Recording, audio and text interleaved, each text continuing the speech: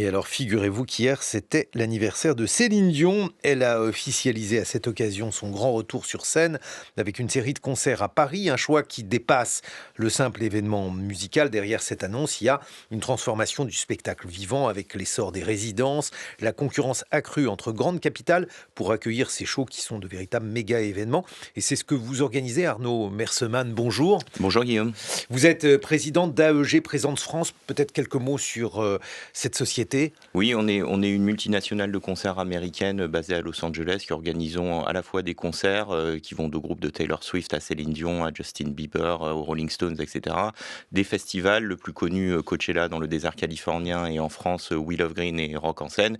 Et aussi on est gestionnaire de salles, donc notamment à Paris, l'Accor Arena, l'Adidas Arena, à Londres le O2, le Crypto.com à Los Angeles, etc. etc.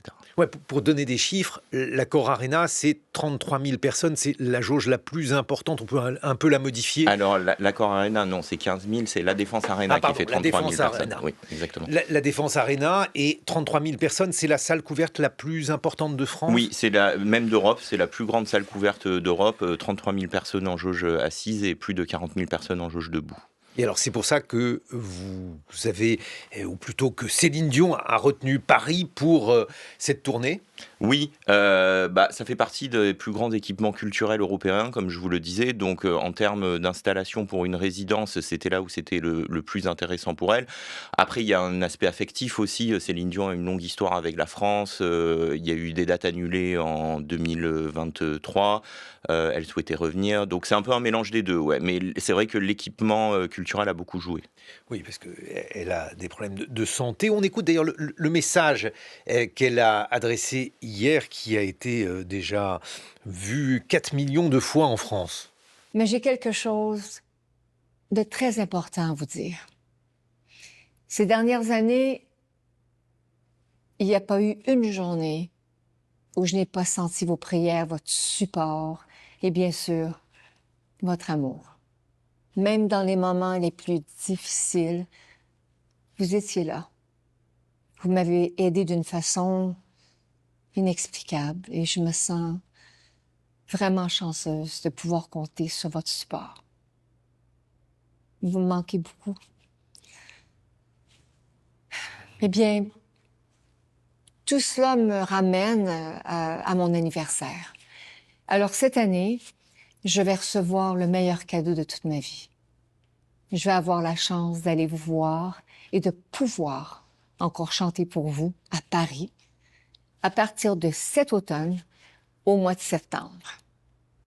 La voix donc de Céline Dion. Arnaud Merseman, vous êtes président d'AEG Présente France, une multinationale qui donc organise ces concerts. Au-delà de son choix, on observe un certain nombre d'évolutions dans justement ces méga concerts. Oui, alors il y a plusieurs choses. Il y a le phénomène même des méga concerts où les artistes partent sur la route pour proposer des shows de son et lumière gigantesques pour essayer de se démarquer les uns des autres, étant donné que le seul revenu désormais reste sur le live et qu'il y a énormément de concurrence. Donc il faut proposer un spectacle encore plus exceptionnel que l'autre artiste. Ça, c'est la première chose. Et le deuxième phénomène qu'on voit, et notamment c'est ce qui se passe avec Céline Dion à Paris, qui a pu se passer avec Adele à Munich ou Harry Styles notamment en ce moment aussi, c'est le phénomène des résidences où un artiste va s'installer dans une ville, faire une série de shows et externaliser en fait le coût de la tournée sur le public. Et c'est le public qui va voyager désormais et c'est pas l'artiste. Ça a plusieurs avantages, notamment on monte la production une fois, on ne la démonte pas, on reste en place, on ne paie pas les voyages et ça permet aussi de multiplier les retours des gens qui vont venir à 1, 2, 3 dates d'affilée et permet de remplir plus facilement. Et oui, parce que ce sont des productions énormes. Oui, c'est des productions énormes. Typiquement, une production pour la Défense Arena, ça peut monter à 50, 60 semi-remorques et plus de 300 personnes qui travaillent sur ce concert. Mais alors pourquoi, qu'est-ce que vous vous déplacez dans 50, 60 semi-remorques? La lumière, le son, la vidéo, etc., etc., les éléments du décor. Je veux dire, quand par exemple, Taylor Swift, les dates que j'avais fait en 2022, c'était ça, on était sur une soixantaine de semi-remorques, mais il y a absolument tout dedans, à la fois le catering pour préparer à manger, la scène, des éléments vidéo gigantesques, gigantesques, des éléments de décor, etc., etc. Alors, Taylor Swift, par exemple, vous étiez monté, je crois, jusqu'à 44 000 Oui. personnes à l'Accor Arena Défense. Mais alors, justement, on l'avait dit responsable de la relance d'un certain nombre d'économies. Ça attire autant de monde, il y a autant de retombées sur ce type de méga-concert? Oui, on le voit. Il y a les gens, déjà la population locale, mais surtout le tourisme musical qui se développe d'autant plus avec ces résidences où les gens vont venir pour passer un week-end ou passer une semaine de vacances autour de cet événement musical. Le plus récent, là, c'est Radiohead qui a fait une tournée européenne, qui n'a choisi que 5 ou 6 pays, qui s'installait 4 soirs par pays, et la majorité des gens voyageaient.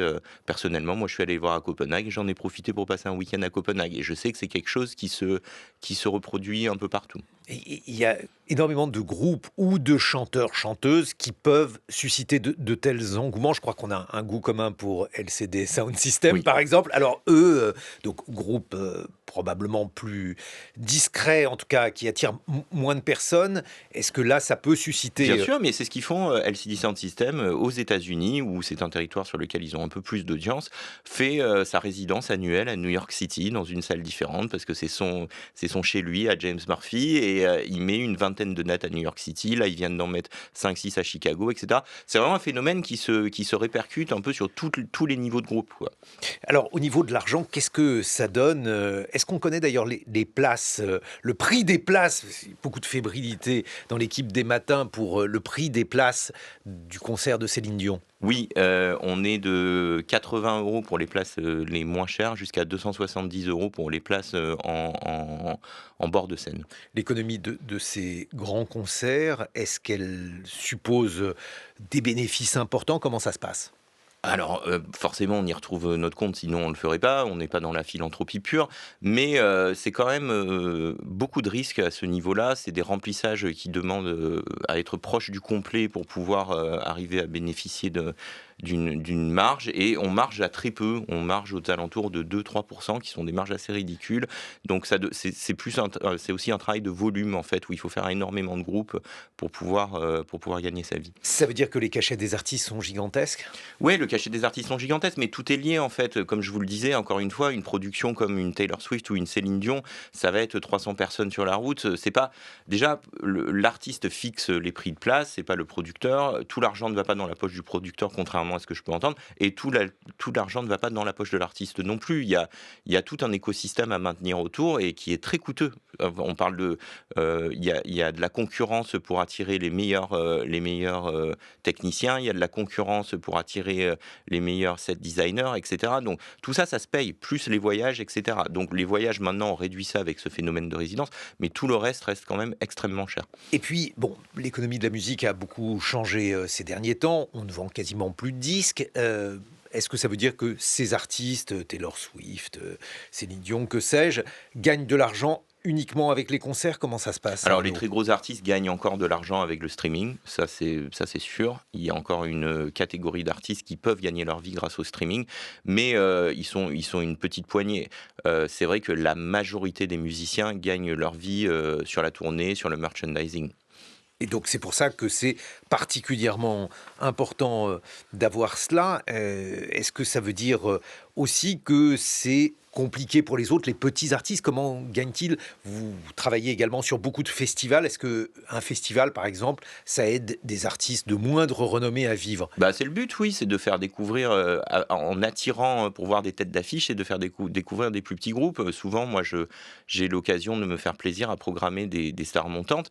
Et puis, des fois, on tape dans le mille en bookant un groupe qui est tout petit à l'époque où on le book, et au moment où arrive le festival, ce groupe a explosé, donc on s'y retrouve plutôt bien. Donc oui, les festivals permettent aussi l'émergence de ces nouveaux artistes. C'est tout un écosystème, hein, les petits clubs. Sans les petits clubs, il n'y a pas les artistes en aréna. Sans les festivals, il n'y a pas les artistes en aréna, etc., etc. Oui, mais l'inquiétude de surcroît avec l'intelligence artificielle qui rajoute Un risque supplémentaire, c'est que les plus petits groupes aient de plus en plus de mal Oui. à vivre. Il est vraiment là le problème, c'est qu'on voit une polarisation, mais qui est à l'œuvre un peu partout dans toute la société, hein. La musique n'en est pas exempte. Il y a les tout petits groupes qui buzzent un peu, il y a les énormes groupes, et puis il y a tout un pan au milieu en fait d'artistes qui ont beaucoup de mal à trouver leur place parce que écrasés par ce phénomène de gros groupes qui aspirent un peu toute la valeur du marché avec des prix de place hors du commun. Il y a plus de 23 concerts au Stade de France cet été avec des prix de place qui ne sont pour la majorité pas en dessous de 80 €. Ça enlève vraiment énormément de valeur du marché et c'est beaucoup plus dur pour se développer et arriver à attirer du public sur d'autres segments de groupes. Ah oui, ça c'est quelque chose de vraiment nouveau. Oui, c'est nouveau. Et alors, comment vous l'expliquez? Est-ce que c'est justement l'évolution du marché musical avec la diminution des ventes de disques? Exactement. Oui, oui, c'est ça. En gros, c'est encore une fois, la majorité des revenus se font sur la tournée et tout le monde est sur la route en même temps, ce qui crée un volume de tournée mais gigantesque. Et puis on a une accélération du temps aussi. Aujourd'hui, une carrière d'artiste, elle va se faire sur 6 mois et non plus sur 3, 4 ou 5 albums.